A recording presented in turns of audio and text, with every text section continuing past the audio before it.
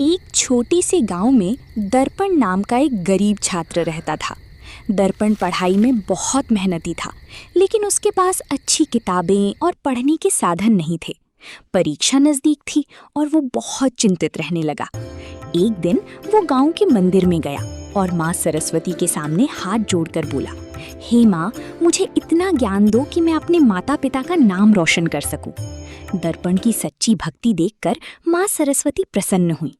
उसी रात दर्पण ने सपना देखा।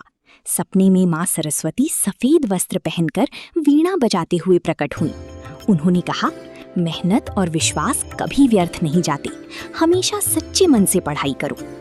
अगले दिन से दर्पण ने और अधिक लगन से पढ़ाई शुरू कर दी। उसके शिक्षक भी उसकी मेहनत देखकर उसकी मदद करने लगे। धीरे धीरे उसका आत्मविश्वास बढ़ने लगा। परीक्षा के परिणाम आए तो दर्पण पूरे जिले में प्रथम आया।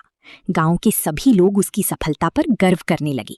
दर्पण ने समझ लिया कि सफलता केवल भाग्य से नहीं, बल्कि मेहनत, श्रद्धा और आत्मविश्वास से मिलती है। तभी से वो हर दिन माँ सरस्वती की पूजा करने लगा और शिक्षा का महत्व सबको बताने लगा।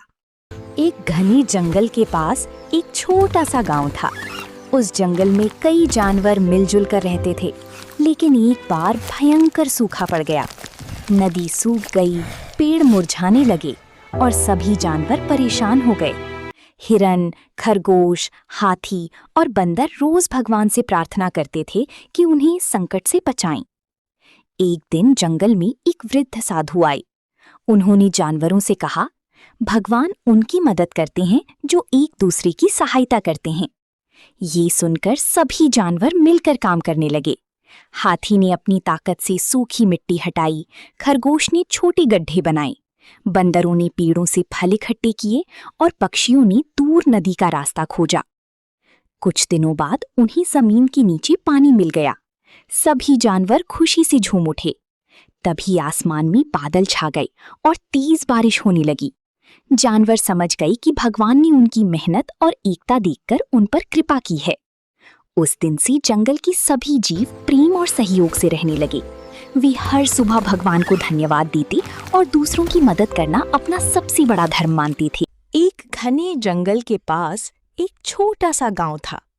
उस गांव में लोग रात होने के बाद बाहर निकलने से डरते थे, क्योंकि वहां एक पुराने खंडहर में भूत रहने की बात कही जाती थी।